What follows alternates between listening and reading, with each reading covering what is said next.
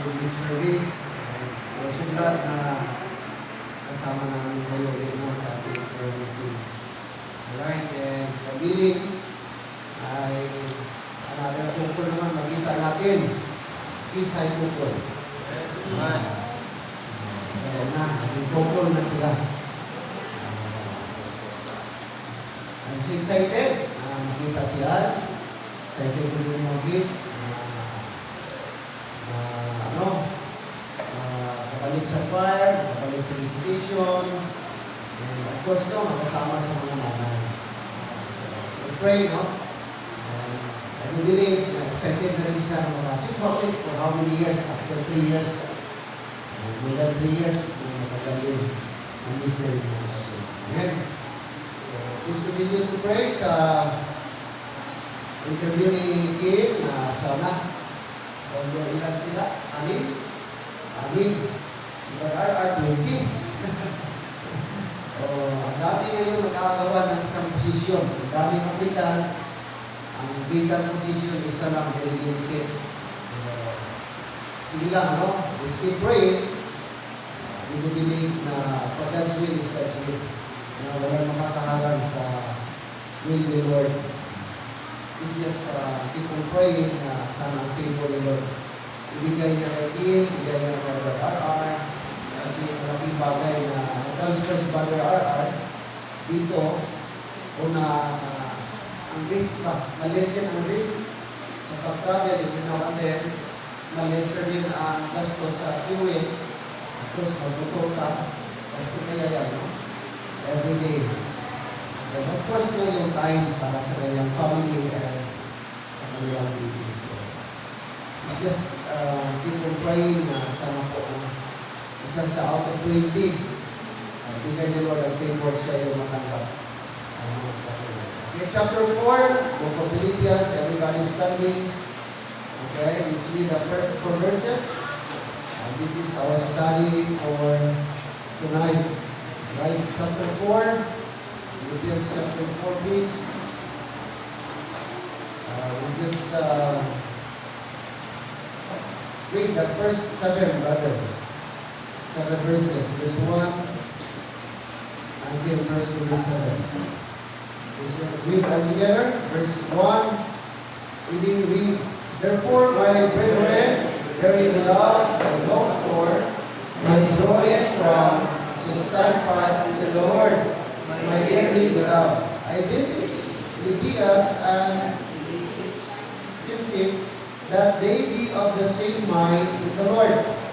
And I entreat thee also through your fellow, help those women which labor with me in the gospel, with Clement, also with other my fellow laborers, whose names are in the book of life. Rejoice in the Lord always, and again I say rejoice. Let your moderation be known unto all men. The Lord is at hand. Be careful for nothing, but in everything by prayer and supplication with thanksgiving. Let your request be made known unto God. And the peace of God, which passeth all understanding, minds through Christ Jesus. Amen. Let's pray. Let's come to the Lord. Dear God, gracious Lord, thank you po this evening. Thank you sa pag-ingat mo sa amin, paghatid, pag-provide ng wisdom and strength sa mga lakad, trabaho namin, Lord, throughout the whole day. And that, Lord, thank you na hindi namin nakalimutan that tonight is our meeting service and prayer meeting and Bible study. And corporate prayer is important. It is essential. Yes, we can pray individually, personally, but Lord, the Bible also instructs us that there will be a time that we should pray together as member of the body of Christ, and likewise, Lord, as member of the local church.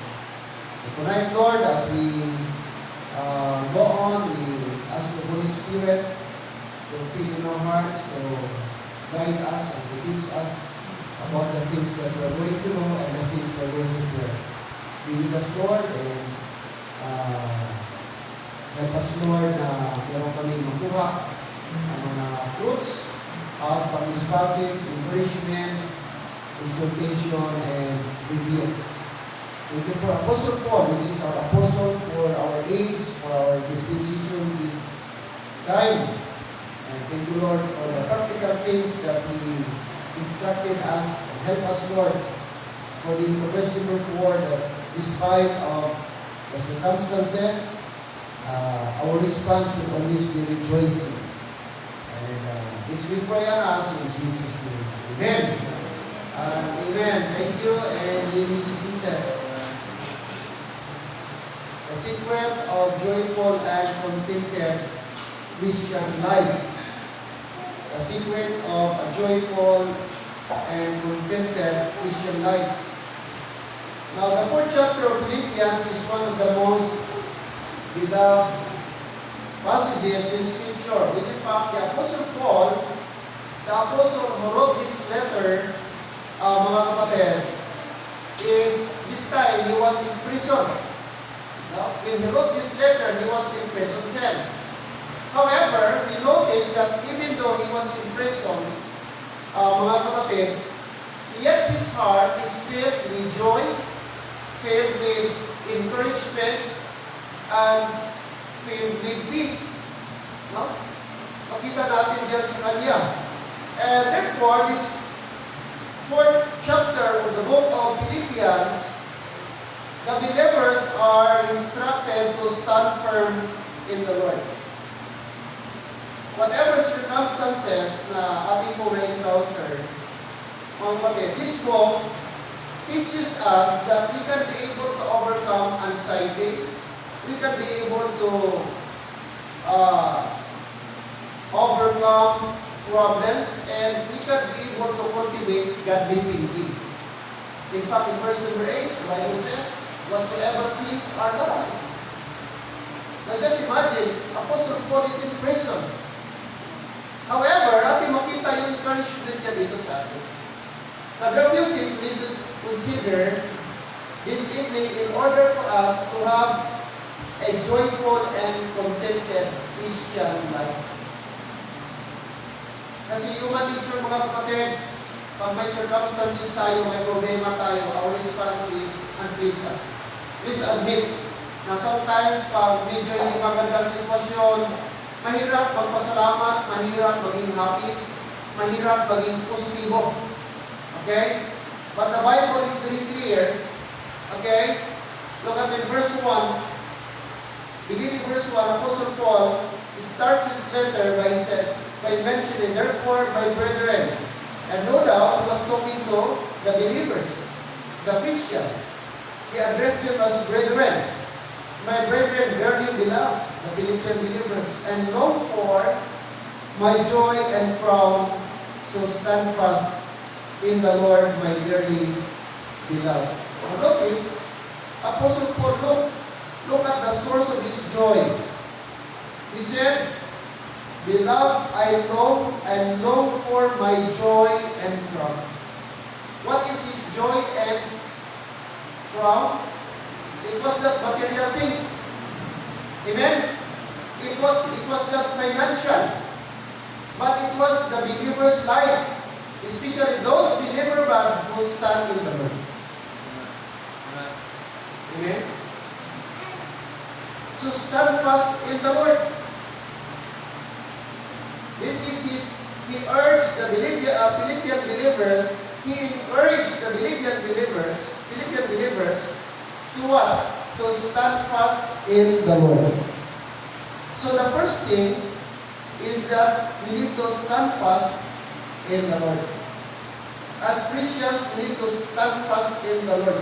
Like I said, as Christians, as believers, we should remain steadfast. The Christian life is not like a sprint, but it is a lifelong journey. Pag sinabing sprint, para bang ano ba? Iba kasi ang sprint, yung 400 meter dash, 600, 1,000. Ang tawag doon ng mga runner, sprint, paunahan na maka-reach doon. Pero ang marathon, it is about stamina. How you manage to sustain your strength and stamina until sa pinakala. Halimbawa, 6 lap. That is marathon. Pwede ka maging champion sa marathon or sprint, pero pwede ka hindi maging champion sa marathon. Kasi ang marathon kasi lifelong journey, lifelong runner yan. Long distance running. Ang sprint, meters lang yan. So sabi ng Bible, sabi ni Paul, dapat ang Christian life natin, hindi tayo parang sprint na napakabilis pagdating sa unahan, stop na. Kundi dapat tayo marathon runner na dapat masustain natin until finish line. Kung ano may nagka-discipline sa atin na lap. Halimbawa, mga kapatid, 6 lap, that is equivalent to 1,000 meters per lap. So equivalent yan sa 6,000, mga kapatid, 6,000 meters na i-run mo, na makomplete mo. So, ang marathon, pwede ka mag-start mo mahina, pero tuloy-tuloy. Pwede ka slow moving, pwede ka, hindi ka parang sprint na, ang example sa mga sprint yung puma, yung mga, mga cheetah. Yun yung mga animals na sprint ang tawag. Napakabilis nila. Mga kapatid, pero pag sustenance nila, hindi sila maka-sustain kung matagal na na-chasing, yung paghabol na matagal. Pero kakalaban nila ka, babuira mo na. Hindi nila mabuira mo, hindi nila mahuli-huli, babuira mo. Hindi naman mabilis yung babuira mo. Pero magaling sa mag-ikot-ikot. So, ang picture doon, sabi doon, yun ang ibig sabihin ng stand fast. Na sa ating Christian life, sa ating journey, kahit tayo, hindi man tayo mabilis, hindi man tayo talagang ganun ka, pero dapat ang ating pag-journey sa Christian, dapat tuloy-tuloy. Hindi naman ito talaga paunahan na ikaw ngayon faithful ka, after few years, wala ka na. Ang faithfulness natin until the end, ang ating Christian life, ang ating journey until the end. Amen. Kaya kailangan natin maging steadfast. Sabi ni Paul, steadfast. Ibig sabihin, steadfast kahit regardless of circumstances. Now, listen. Apostle Paul, this time, he was in prison. Nasa kulungan siya. At alam natin ano ang life sa isang taong na kulong. Kung hindi matino ang ating kulungan ngayon, back then, sa time ni Apostle Paul, mas worse. Wala silang electric fan, wala silang kuryente, wala silang sanitation na proper, maybe wala pa silang klaro na comfort room. Ano kaya yung prison cell nila na muna? Just imagine. Sabi pa nga, dungeon. Ano ba yung dungeon? Parang cave. Walang ventilation, walang ilaw, walang klarong light na magbigay sa iyo. Mire pa. Yung sa time ni Jeremiah, putik yung kanyang anuman doon, ikulong si Prophet Jeremiah. Now, and yet, Apostle Paul, sinabi niya, steadfast in the Lord. Amen? Nakulong na siya, hindi maganda yung sitwasyon niya, mga kapatid, and yet, sinabi niya, stand fast in the Lord. I-urge niya yung mga believers na nasa labas, i-encourage niya, i-instruct niya yung mga Christian na hindi nakulong, na magpakatatag kayo. Hindi ba parang baliktad? Dapat yung mga believers, sila yung magsulat ni Paul, magpakatatag ka. Paul, we are praying for you. Paul, I know na someday in right time, makalabas ka rin. Paul, here we are. Paul, nag-back up with this. Yun, ba dapat sila? Sila dapat ba ang mag-encourage ni Apostle Paul? Sila dapat ba ang magsabi, Paul, be steadfast in the Lord? But here, baliktad, ang taong nakulong, siya ang nagsabi, magpakatatag kayo ngayon. So, ibig sabihin, mga kapatid, ang point dito is that hindi guarantee na nasa labas ka, strong ka. Hindi guarantee na ikaw na, komportable ka, strong ka. At doon, makita natin na hindi din balakin, hindi excuse na nakulong si Paul na mag-murmur siya. Hindi excuse kay Apostle Paul na nakulong siya, mag-complain siya. na nakulong siya, andyan siya sa hindi magandang sitwasyon na mag-grabot at mag-blame siya, i-question niya ang plano at ang will ni Lord sa buhay. Amen. Now, parang imagine mo mga kapatid, parang mahirap, no? Pero makita natin ang attitude ni Apostle Paul. Isa sa mga Bible character na talagang aside kasi Apostle Paul, hindi talaga, mga kapatid, aksidente na binigay si Apostle Paul na apostle sa ating panahon ngayon. Kasi yung mga practical things, mga kapatid, nag-i-instruct niya sa atin, tinuro niya sa atin. Napakalago. Now imagine, ang life ni Apostle Paul, hindi siya komportable, mga kapatid, pero makita natin ang kanyang heart.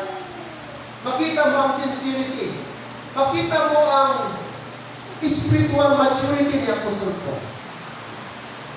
I know not kung isa sa atin dito, makaranas sa experience ni Apostle Paul, ano ang response natin? Many times, kapumpin tayo, nasa labas tayo. Kunting signal lang ng internet, kareklamo tayo. Wala kang data, kareklamo ka. Mga simple na bagay. Ano natin? Na-appreciate.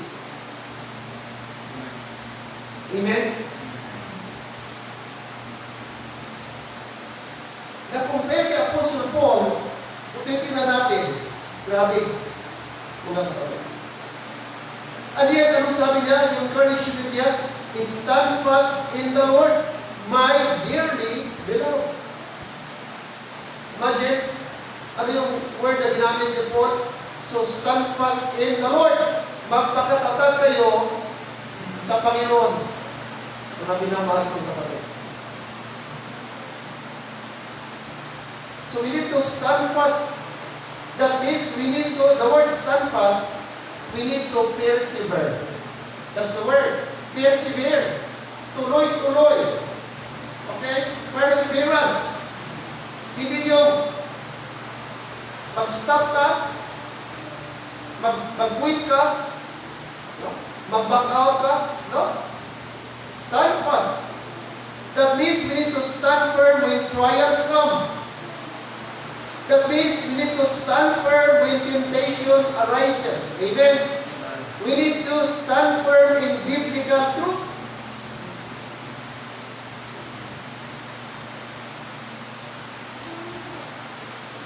Yun ang challenge sa atin ngayon. Kaya ba natin mag-stand fast kung gina-challenge ang truth? Kung gina-challenge ba ang ating commitment, gina-challenge tayo ng mga trials, ano ang ating response? Kung may mga prayer tayo na i-turn down ng Panginoon, may mga desire tayo na, may mga expected tayo ng mga bagay na hindi na materialize. What should be our response? How do we live? Amen? Lahat tayo may mga expectations. So what if God would not grant our expectations? Amen? Diyan makita ang ating maturity. Diyan makita, matest ang ating Christian life. Paano natin ito? Paano natin i-deal ang mga bagay na ganito? The Apostle Paul could say, Lord, bakit di-allow mo? Wala naman akong kasalanan, wala naman akong krimen ginawa. Bakit? Wala ba akong divine protection? Wala bang intervention ka? Bakit di-allow mo akong makulong? Nag-preach ako, nag-stand ako sa truth. Bakit nakulong ako? Hello, amen ba? Pwede siya, in human nature ba? Pwede gawin niya Apostle Paul, pwede siya mag-murmur. Pero makita mo yung spiritual maturity ni Paul, paano siya di-response, paano niya dito, compare Brad kay Elijah. You remember Elijah? Now after niya Brad, na-defeat, Brad, yung merong 400 false prophet didian, nung nag-compete sila Brad doon sa Mount Carmel, na nasunog yung offering niya, samantala yung offering ng mga false prophets, wala Brad? Nabasa niyo sa Book of Kings? Oh? after niya na-defeat yun, tapos gihanting sa ni Queen Jezebel, the wife of King Nabal, Ahab, kapatid, nagtapon siya. Tapos natapon siya. Ang sabi niya, Lord, patayin mo na lang ako. Ako na lang natira. Oh, kunin mo na lang yung life ko. So nag-request siya kay Lord na kung pwede kunin na lang life niya. Nag-self-pity siya. Okay, Lord, wala nang tumatayo, wala nang kasama, wala nang kakampi. Pinagpapatay na ni Queen Jezebel yung mga prophets mo. Maybe ako na yung sunod, mabuti pa, patayin ko na lang, take my life. Sabi ni Prophet Elijah. Prophet, I imagine mo, Prophet, na nakita niya, na witness niya paano nag-work si Lord lately lang doon sa Mount Carmel, and yet here, Prophet, Elijah, nag-discourage and nag-self-pity. Sabi mo niya, what's the use na mabuhay pa ako, buti pa kunin mo. But in the life, in contrast, kay Apostle Paul, maybe magkita sa mga writing niya, Apostle Paul, na nag-grumble siya, nag-murmur siya, nag-complain siya. If there is somebody na naka-experience worse and worse in his life, that is Apostle Paul. How many times he was beaten by God? How many times he was stoned to death? How many times he was capsized? He experienced a shipwreck. In fact, sabi niya, many times, walang kain. Many times, nagalutang-lutang siya. Walang kain, walang inom ng tubig. Hindi siya nakakita ng siya ng araw, except sa mga bituin sa langit. Look at the Lord, brother. And yet, he said, rejoice in the Lord always. Verse number 4. And again, I say, rejoice. Amen? That means, mga kapatid, pwede pala tayong mag-rejoice, pwede pala tayong maging positive ang ating response sa Panginoon despite and in spite of the circumstances in life. Even negative, even hindi maganda, even nag-fail ka sa mga expectation mo sa life, mga kapatid, still we can respond in a positive way. Because we have the Holy Spirit. Like Apostle Paul. All we need to do, mga kapatid, is to stand fast in the Lord. Pag hindi tayo mag-stand, mga kapatid, mawikin ang ating soul, mawikin ating spirit, mawikin ating emotion.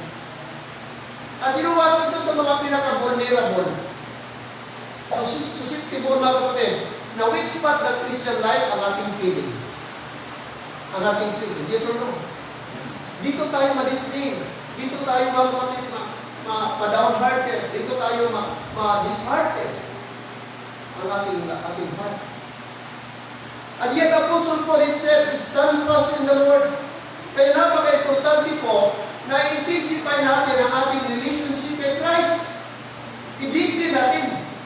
I-fortify natin ang ating relationship. Kasi pag na-weak ang relationship mo, kapatid, the rest will follow.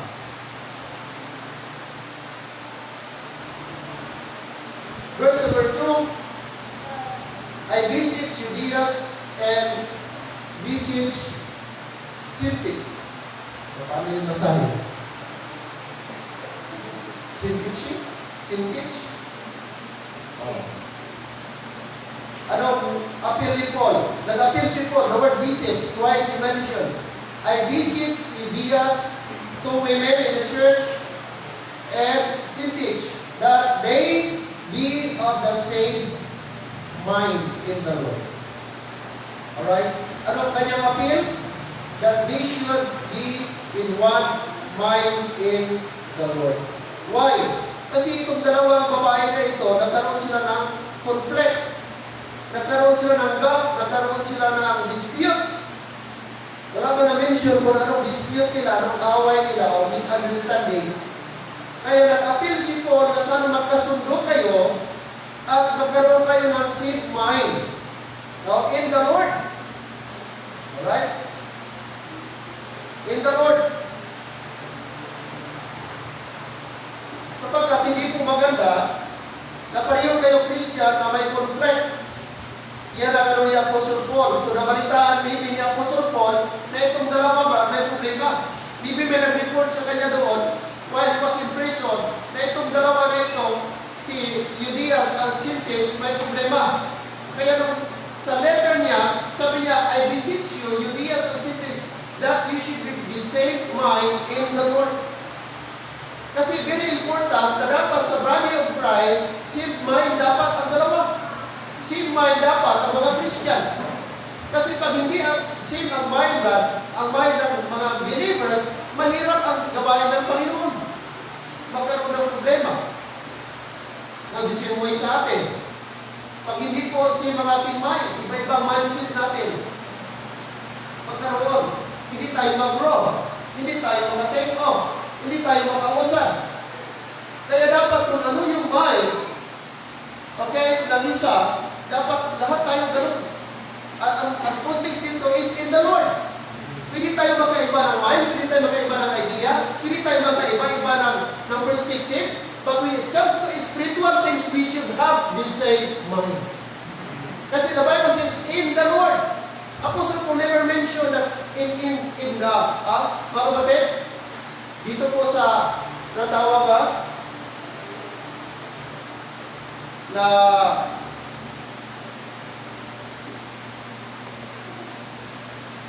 sa worldly things, secular, mga kapatid, but in the Lord. Okay? So, napaka-importante po yung same mind in the Lord. Why? The reason is verse number 3. Verse number 3. According to verse 3. So, tayo po ay naga-verse by verse para maintindihan natin. Amen? Oh.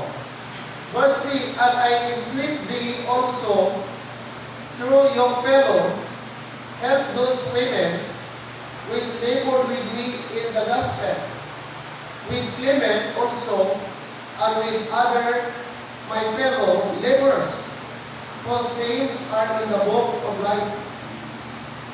So Apostle Paul here in verse number 3 mentioned several names.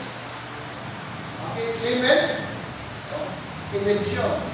And he was referring itong fellow helpers, women, most probably, ito po yung si Euodias at si Syntyche. Sila po yung mga babae, maybe before, na tumulong kay Apostle Paul.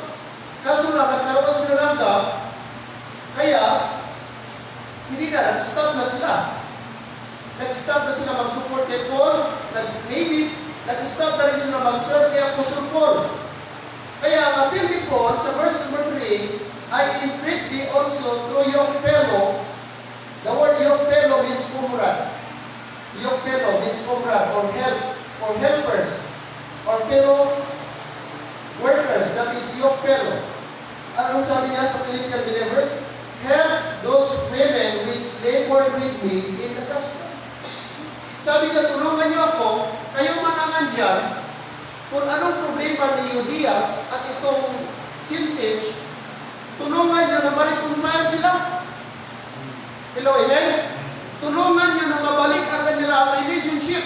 Tulungan niyo sila na makabalik sa pag-serve kay Lord. Huwag niyong hayaan na manaig sa kanila yung pride na hindi sila makabalik. Kasi I consider them, sabi niya, ano sabi niya ba? Ano sila dati kay Paul? Labor with me in the gospel. So itong dalawang babae, si Euodias and si Syntyche, nagtulong ito, mga co-laborer ito ni Apostle Paul. Kasama ito si Clement, mga kapatid. Kasama sila ni Clement. Fellow laborers, sabi ni Paul. And with other fellow laborers, meron pang iba. Hindi na napangalanan ni Apostle Paul. Sabi pa niya, fellow laborers, whose names are in the book of life. Amen? So yun ang reason, mga kapatid, na dapat magkaroon sila ng same mind. Ito yung personal request ni Apostle Paul na tulungan itong two women to become reconciled to one another. Okay? Why? Kasi sabi ni Paul, whose names are in the book of life. So itong mga tao ito, nasa book of life no? Christian na sila. Okay? Laborers in the Lord. So nag-mention si Apostle Paul of book of life. So sabi niya, kung hindi kayo makasundo dito, at Christian kayo, certainly, magkita pa rin kayo sa langit. Kaya ang inyong pangalan, nasa book of life na. Kaya dapat, before doon sa langit, dapat ma-reconcile na kayo dito. Dapat dito pa lang, mapatch up na yung problema. Kahit pareho kayo ang yung pangalan, nasa book of life. That means God, they are heaven bound. That means, makita pa rin yapon sila roon. Siyempre, pag magkaroon ng gap, ayaw mo makita. Kung meron kang kagalit sa kapwa mo, hindi ka magsimba kay nakita mo siya. Kaya sabi ni Paul, makita pa rin kayo. Kaya yung pangalan nasa book of life. So, dapat hindi ganon. Dapat ma-reconcile kayo. Amen. So, stand fast. Mga kapatid. Okay? Yun ang appeal ni Apostle Paul. So, sa tayo naman ni Apostle Paul, makita natin dito, brad, na normal na yung nagkaroon ng conflict between Christian with other Christian, between member with other member. Hello? Even sa tayo naman ni Apostle Paul, may mga ganun na rin pala na may gap-gap, may conflict. And then si Apostle Paul ang nag-appeal na ayusin ninyo. Kaya hindi maganda, pareho kayo Christian, tapos magkaroon kayo ng Amen po ba? So, same way sa atin ngayon. I believe, practical ito sa atin. Ayaw sa atin, walang gap dito. No? Dapat, kung meron man, ayusin natin. Kung hindi na dapat ipaabot kay pastor. No, kung pwede sa level ninyo, ayusin na ninyo. Bakit mo yung nagsisimba tapos may gap? Amen? O? Maganda yung ating pag-serve kay Lord God na masaya tayo at wala tayong ginadala-dala na something sa ating puso. Okay? So stand fast in the Lord. No? We need to stand firm, mga kapatid. The world changes constantly, but thank God, God's word remains forever. Kaya, sabi ng Bible, we need to what? Stand firmly. Lalo na ngayon, last days na tayo, kailangan tayo maging stand fast. Marami ng Christian ngayon na nabiktima ng kaaway. Marami ng Christian ngayon na pahina na ng jablo. Marami ng Christian ngayon na weak na ang kanilang Christian life. Once tayo mga kapatid, mag-stop tayo maging church goer. Eventually, mag-collapse talaga ang ating Christian life. At mahirap ang tao na walang spiritual foundation. Amen? Tatay ka, Brad, tingnan mo. Pag nag-stop ka, Brad, take note, hindi lang ikaw ang maapektuhan, pati anak mo, pati pamilya mo, pati asawa mo. At mahirap ang pamilya, Brad, na walang spiritual foundation.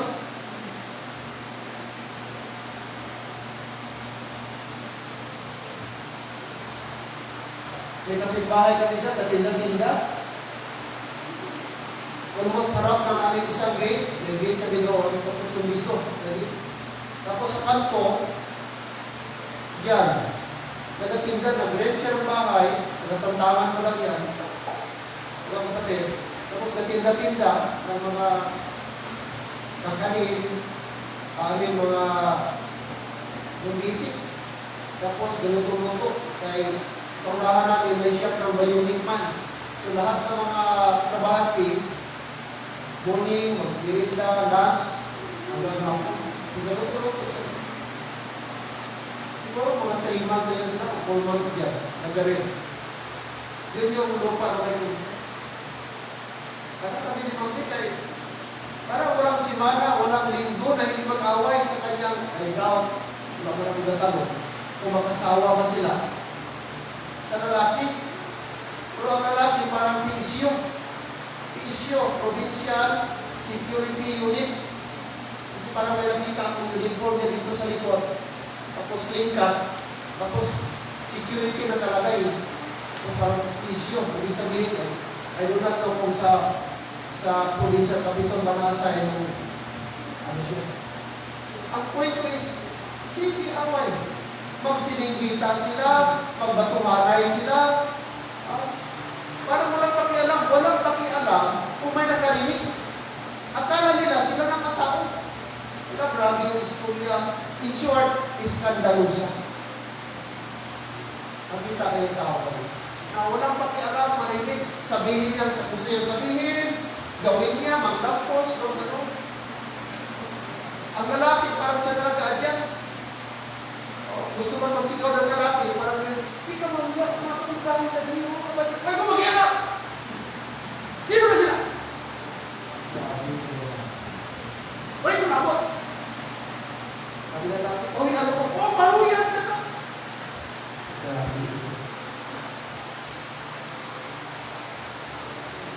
Ano na muna ako nga gusto niya, ano na, kita ako, kabati.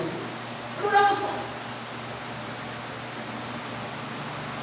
May point mga kapatid, pag walang Panginoon. Pwede ka. Naaway ka magaling ng Kristoano na. Pero ayaw sana hindi ganito. Sana wag tayo kung meron man, yung magsininditay ba? Magsyagit-syagit, mag-iskandalo, mag-hysterikal ka, magwarawara ka nila sa dalan, proud ka sila. Proud ka na nabantog ka. Nakilala ka sa purong mga iskandalosa ka. Doon yung mga kapatid, pag sobra ka na iskandalosa, hindi ka ipabarangay. Anong kaso mo niya? Alarming scandal and unjust vexation. Unjust vexation means you are annoying. Naka-annoy ka na sa mga tao. Ang mga tao na-disturbo sa'yo. Hindi na sila. Ang tawag vexation, unjust vexation ang tawag doon. Vex, na-trouble ka. Na-trouble ang mind mo. Instead na gusto ka magpahinga, di ka na makapahinga kasi na-annoy ka. Ang tawag doon.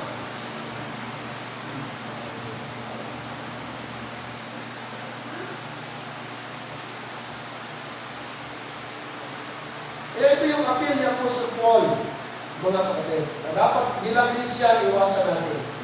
Okay? Ano pa? Anong sunod? Look at verse number 4. Sabi niya, verse 4, rejoice in the Lord always, and again I say, rejoice. Anong pangalawa? Sabi ng verse 4, rejoice, rejoice always. Rejoice always. Rejoice in the Lord always, and again I say, rejoice. Notice, mga kapatid, Paul does not rejoice, or Paul does not say, rejoice in circumstances. He says, rejoice in the Lord. Amen?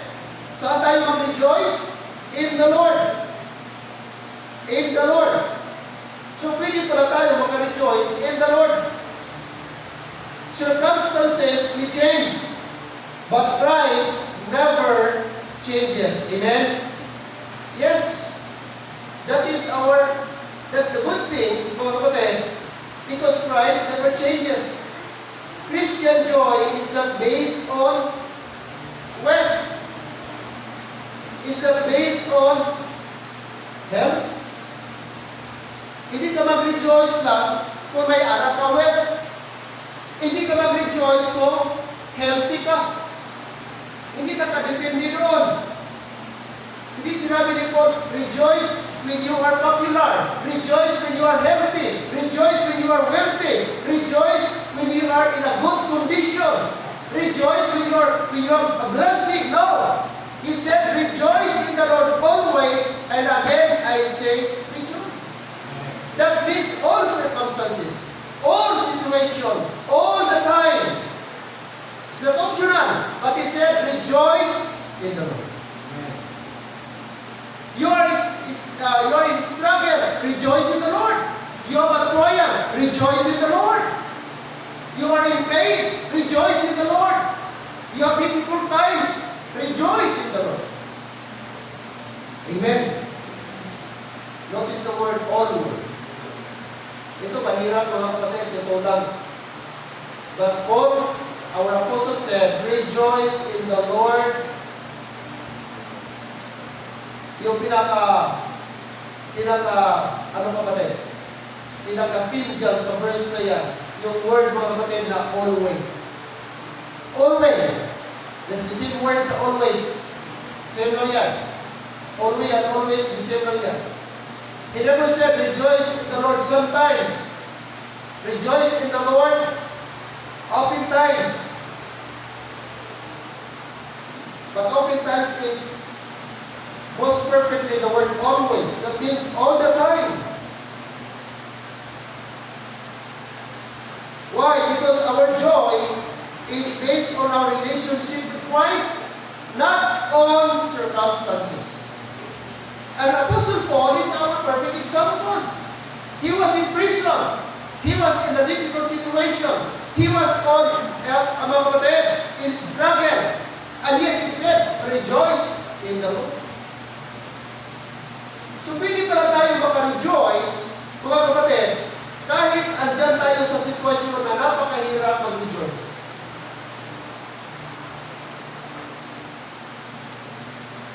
Amen. Like I said, doon natin makikita yung spirituality ng isang tao, nag-claim na Christian, kung andyan sa sitwasyon na napakahirap.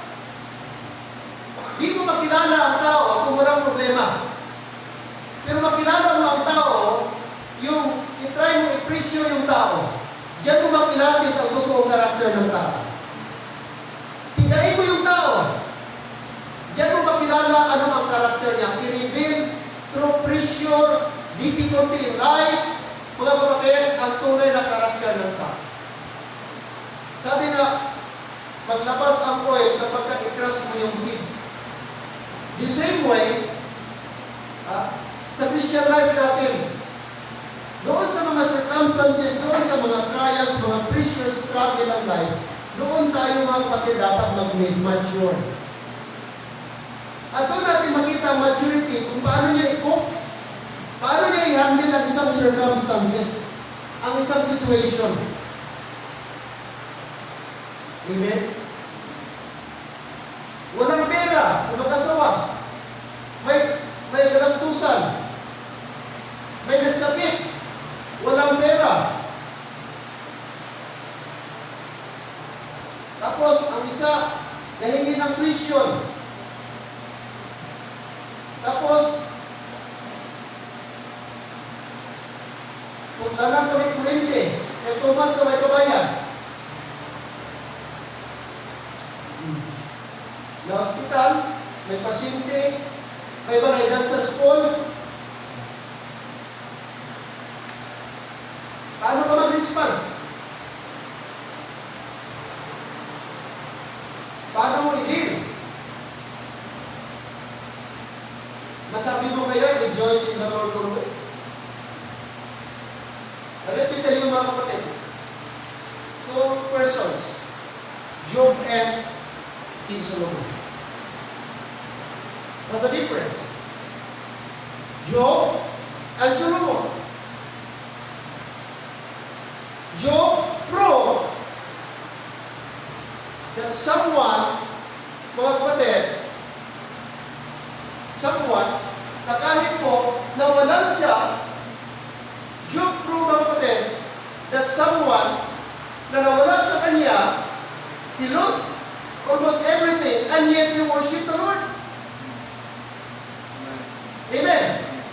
Nawala lahat. Wife niya, mga anak niya, ari-arian niya, livestock niya, material blessing ba nawala sa kanya, servants na lumaki sa kanya, hindi nagkaasawa na yun, maliit pa sa kanya, nagkaasawa, nagkaanak, nagkapamilya, nawala, namatay, masakit yun sa kanya. Ang pinaka-worst, hindi lang material na wala, hindi lang anak na wala, hindi lang ba yung mga livestock na wala, pati yung pinakalas niya sana na health na wala pa. And yet, the Bible says, he worshiped the Lord. Amen! He worshiped the Lord. Kaya sabi chapter 1 verse number 21, sabi ng kanyang wife, do you still retain the integrity? Curse God and die. Yun ang sabi ni Mrs. Job. Sabi niya, thou art the foolish, thou art foolish. Sabi niya, what shall we say? Shall we? Ano pa sabi doon? Shall we give God the glory? Or shall we thank the Lord for good things? Tapos hindi tayo marunong magpasalamat sa bad things? Magpasalamat naman tayo sa good things na ating natanggap at hindi tayo marunong magpasalamat sa mga evil things? Hello, amen? Anong sabi niya? Naked came I out of my mother's womb, and naked shall I return hither. The Lord gave, and the Lord taketh away. Blessed be the name of the Lord. Na-realize ni Job na steward lang siya. Sabi niya, hindi ba tayo marunong magpasalamat sa mga evil things? Magpasalamat lang ba tayo sa mga good things? Sabi niya, hubot-hubad akong ipinanganak ng aking nanay. Hubot-hubad akong lumabas dito sa mundo. At gayon din sa ating pag-isip, gayon din sa ating paglisan. Hubot-hubad din, nikit. Sabi niya, ang Diyos ang nagbigay, ang Diyos din ang magbuhay. Blessed be the name of God.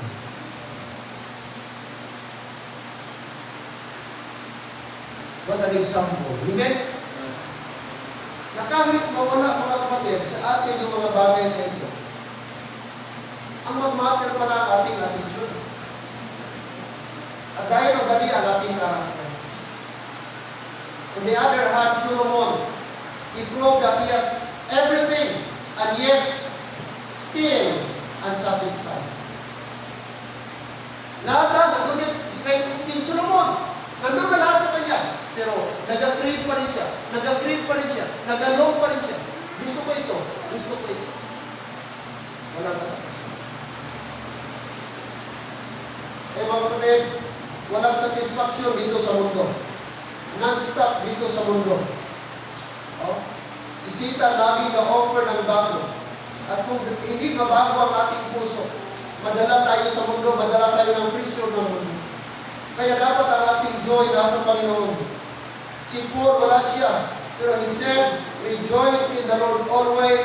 And again, I say, rejoice. Okay? Bakit anong rejoice ni Apostle Paul? Number one, the joy that, the source of Apostle Paul's rejoicing and joy. Number one, yung mga Christian. Sabi niya in verse 1, I long for, therefore my beloved brethren, dearly beloved, and long for my joy and crown. Bitawag niya ang mga brethren, maybe mga convert ni Apostle Paul, tinawag niya na joy and crown. Ito yung mga bagay na nagpapasaya. Kaya Apostle Paul, yung mga believers na na-convert niya, nakakita sa truth, and especially mga kapatid na nag-stand fast sila. Yun yung joy ni Paul. Happy na ako, I'm rejoicing na makita ko kayo na mag-stand fast in the Lord. That is my joy. And one day, that would be my crown. Pangalawa, nagbigay ng joy sa kanya because their names is written in the book of life, verse number 3. Yun yung joy ni Paul. Names are written in the book of life. Because their names are in the book of life. So dapat ganun din sa atin, na dapat hindi tayo masyadong ma-attach dito sa mundo. And that's why, from time to time, isabihan tayo ng book of Colossians, set your affection on the things above, not on the things on the earth. Kasi Apostle Paul, ang joy niya hindi sa material na bagay, kundi sa mga espiritual na bagay. Amen? Kaya dapat ilimit natin ang ating puso kung makikigard natin. Verse number 5, let your moderation known unto all men. The Lord is at hand. Malapit ang Panginoon. Ano ang kanyang advice? Verse number 6. Be careful for what? Nothing. That means do not be anxious. Do not overthinking. Do not overthink or do not worry anything. That's the paraphrase of the word. Be careful for nothing. Do not worry. But rather, Paul said, but in everything, by prayer and supplication, with thanksgiving, let your request be made known unto God. Amen. Alright? What's the third one? What's the third one? In order for us to have a joyful life, not only we need to stand fast in the Lord, second thing, we need to rejoice always. The third one is that replace anxiety in prayer. Replace anxiety in prayer. Amen? Atin daw i-replace, ating palitan, ang ating anxiety, ang ating worry ng prayer. Ibig sabihin, the antidote, the remedy for anxiety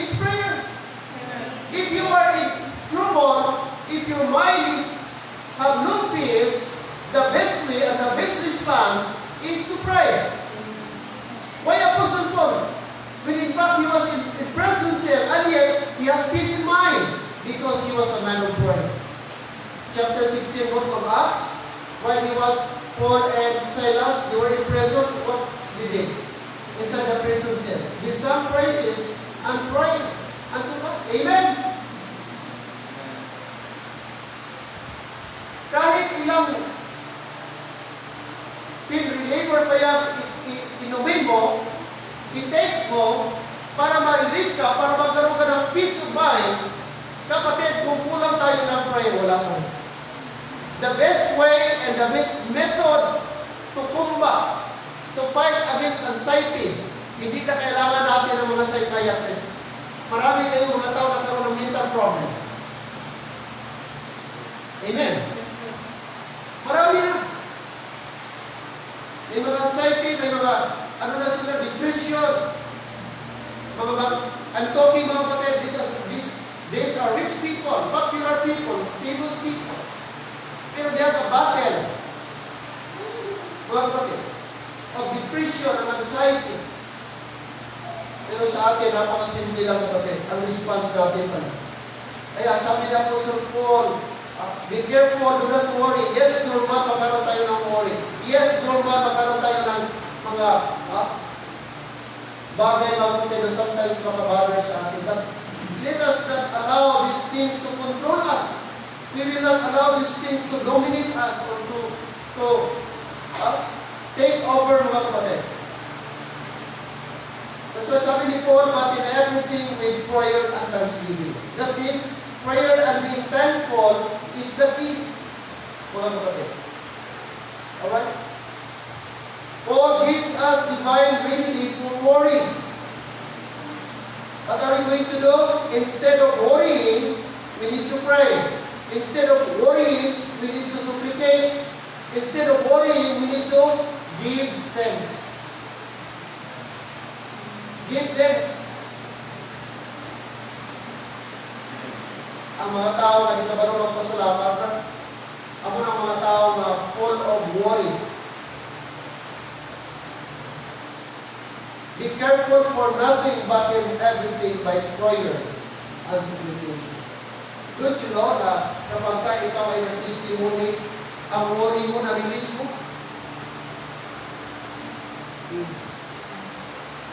Sabi nga doon, isa daw sa mga mga bagay na makaparelease ng good hormones pag tayo daw ay tumawa. Itawag nyo na dopamine. May hormones na dopamine na mag-ano sa atin, ma-release ang anxiety, ang ating mga muscles. Ma-release. So, gamot. So, instead, sa atin sa spiritual, instead of worrying, sabi ni Paul, pray. Instead of worrying, supplicate. Sabi niya, supplication. Instead of worrying, be thankful. Supplication with thanksgiving. The result, ano ang result? When we pray, when we supplicate, when we give thanks, look at verse 7. And the peace of God, amen? And the peace of God, which passeth all understanding, shall keep your hearts, take note, hearts and minds through Christ Jesus. Saan ba nag-trouble? Saan ba ang worry nagadaan? Ano ang portal ng worry and anxiety? Hearts and mind.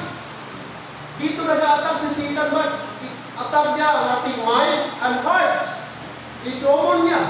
Kaya nung sabi ni Apostle John 14 verse 1, let not your heart be troubled. Kasi doon nag-umpisa sa heart. Believe in God, believe also in me. Amen. Kaya nung sabi dito, and the peace of God which passeth all understanding shall keep your hearts and minds through Christ Jesus. So, best God pala na pagkontra natin sa anxiety is what? Prayer and thanksgiving. Amen? Prayer and thanksgiving. Lagi tayo, wala tayong ibang source ng peace of God, but keep keep on praying, keep on praying. Through Jesus Christ, God's peace is not the absence of problems. It is His presence in the midst of problems. Let me repeat. God's peace is not the absence of problems. Hindi ibig sabihin daw, hindi daw ibig sabihin ang peace, wala kang problema. Kundi, ang real peace daw na meron kang peace in the midst of problem. Kaya wala man. As long nandito tayo, hindi wala tayong problema. Pero ang kaibahan mga kapatid, we have peace even in the midst of problems. The lesson is that when anxiety knocks at your door, answer it with prayer. Answer it with prayer. So, ang response natin, pray. May problema ka? Pray. Kung walang problema, pray pa rin. May worry ka? Pray. The way to be free of anxiety is to be prayerful about everything. Listen, the way to be free of anxiety is to be prayerful about everything. And we are accompanied with thanksgiving. Amen? So yun dapat natin gawin. Paano tayo mag-confront, paano tayo mag-deal sa ating mga anxiety. Walang iba pa kapatid. Kundi prayer. Amen. Pray mo tayo. Nag-visit ako sa Valdez kahapon. Sabi niya, Pastor, ilang days pa lang. Nag-transfer sila Sunday or Saturday. Kahapon, Tuesday. Kasi sa provincial hospital, mali ang diagnose. Malapit ang mga ties pregnancy. Tapos ang paglagay ng mga iba doon, mga intern pa, napakabilis ang drop ng dextrose. So sa baba, kunti pa lang yung manas niya. Pagdating doon, nagsobra na kahabong siya. Pati tiyan niya, tumigas na. Tapos hindi na siya makahinga. Tapos wala kang ginagawa ng oxygen. Kaya kahit na umangan, i-transfer siya sa Alo Valley. Ang una pala nagmanas sapagkat mataas ang creatinine. Ang resulta, o ang cause, may problema ang kidney. Pag mataas ang creatinine mo, ibig sabihin, ang toxic level mo mataas. Kahit sira na ang kidney, nagtaas ang kriya. Kahit 2012 pa, sige, kubra. So pagtingin sa kanya, may problema na ang kidney. So 350 something. Yung plus pa, o 350 ang kanyang kriya. Ang normal natin na kriya dapat, 72 lang. Yan ang normal. 500 above, advice for dialysis. Sabi ng doktor, pasalamat ka, hindi ka pa-advise for dialysis. Pero from time to time, hindi pa yung magtaas. Bumaba ang magnesium, potassium, lahat. Kaya ano na. Tapos ang nurse, ibumbahan siya na dextrose. So, namanas na siya, plus bumbahan na dextrose, naghalo ng tubig sa kanyang katawan. Kaya, lalo siyang nahirapan. Nagdami ang tubig. Kasi mas magmanas ka, ibig sabihin, hindi na makalabas, hindi na normal. Ang fluid sa katawan mo, marami na. Kaya nagmanas. Plus, mayroon na siyang pneumonia. Kaya nahirapan siya maghinga. Kaya kanyang baga, puti na. Kaiyak si Mirani. Pastor, ilang days ko lang kami, nagpa-pre-billing kami, 56,000 plus na. Ang kanilang kwarto, 2.9 per day. Sabi niya, gahanap kami ng ward doon sana. Sabi ng doktor, hindi pwede i-ward kasi dinikit ang sitwasyon. Kaya kung tanggalin ang kanyang oxygen, di ka hinang. Kaya ang kanyang likod, ang kanyang baga, effective na may pneumonia. Sabi ko, sige lang, pray lang tayo. Wala mo imposible. Sabi ko, Brad, sayang di ka makakit sa ating Father's Day ngayon Sunday. Pero sabi ko, wala mo imposible. Baka magawa si Lord ng miracle, makalabas ka before Sunday. Pero umiyak siya. Sana pastor. Pray lang tayo. Sa ngayon, ang aming matulong ni Ma'am Lee, pray lang. Sige lang, pastor. So, Rome 1:1 sila. Rome 1:1. Naiyak si misis niya, naiyak si Brother Dante. Sila ba? Wala po mga imposible, may mga days mo. So, isama natin sa prayer ang bangis. So, reminder na yung sa sige kubra-kubra, hindi ba yan overnight kung pinto? Pero sa sige-sige, mga kapatid, sooner or later, meron talaga. Kaya kamo sige kubra-kubra, ang kubra, ginainom na pag ginabaras ka. Pero kung wala pag ginapawisan, tapos gano'n ka lang, grabe ang epekto niyan. Kaya may chemical yan. May energy drink.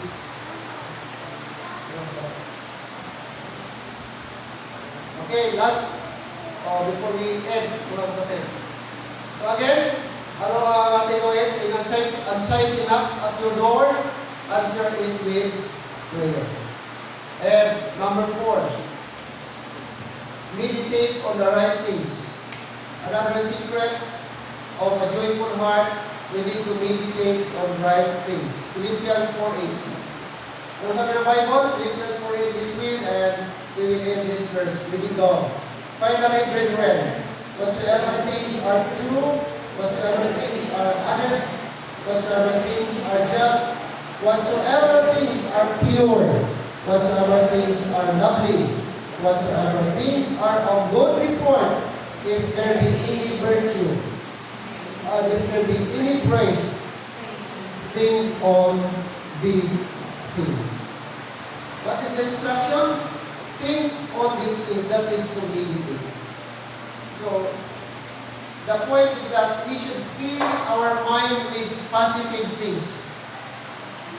Do not allow negative things to control your mind. Amen? Ano sabi? Whatsoever things are lovely, whatsoever things are pure, whatsoever things that are honest, whatsoever things that are, ano pa sabi niya? Good report. Think on these things. Mayroong studies na kapag ka daw ang isang tao matulog, tapos ang kanyang mind positive, mag-contribute ng healthy life at mental health. Compare naman sa mga tao matulog na nag-aisip lagi ng negative daw. Mostly sa mga tao yun ang prone ng cancer. Overthinking, mag-isip ng negative, mga ganun, prone daw siya sa cancer. Kaya ang cancer pala matrigger kung lagi kang naisip ng negative. Ang mga tao na very stressful, yun yung mga tao daw na prone sa cancer. Ang tanong, paano tayo makalitaw sa stress? Eh, meron na talaga. Negosyante ka, meron. Estudyante ka, meron. Trabahante ka, meron din. My point is, ano lang, di man talaga ma-eliminate that habang buhay tayo, may stress man, pero i-control lang natin. And the best way is the Word of God and prayer. Kaya sabi ng Bible, think on these things. That means, instead na mga negative ang ating isipin, sabi nga, napakaganda daw kung matulog ka, magpag-music ka ng maganda. At before ka matulog, dapat no cellphone na 1 hour before. Hindi ba? Kung hindi, kung hindi ka kaya kahulog naman lang. Pagkatulugan na lang, nakahulog na. Sobrang ka-cellphone, dapat. Ulog na, pero ang cellphone, naka-on pa. Baliktad.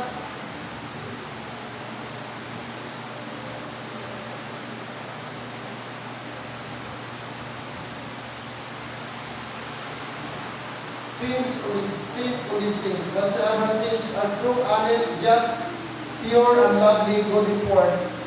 That means, mga kapatid, our thoughts shape our attitudes, our actions, and spiritual lives. Paul challenges believers to fill their minds things that are true. Amen? Things that are honest, things that are pure, lovely, good report, or virtuous. Which means, mga kapatid, guard your mind carefully. Read Scripture daily and avoid influences that lead you away from God. Meditate on God's promises, and transform life begins with a transformed mind. Ano sabi ng Bible ba? Okay? Ano sabi niya? But they renew. Okay? Renew your mind. Transforming your mind. Dito sa mind mag-umpisa. Kaya dapat ang ating mind, ano talaga natin, filled with good things, pure things. Kasi pag lagi tayong naisip ng evil, yun ang magano sa atin. Okay?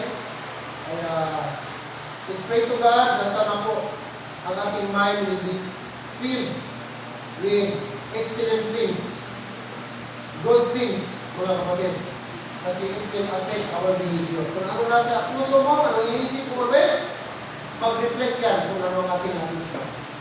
So kung ang ating puso at ating isipan, kung sa negative, maging negatibo din tayo sa circumstances. Negative ang ating outlook. Pero kahit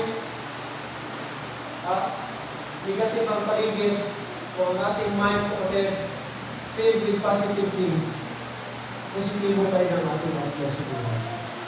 Like Apostle Paul, though he was in prison, yet he said, rejoice in the Lord always, and again I say, rejoice. Amen? Let's continue this. Next Wednesday, I hope and pray, meron tayo nakuha ngayong gabi. Let us all stand, Father God in heaven, thank you Lord for Apostle Paul, na nagturo sa amin this book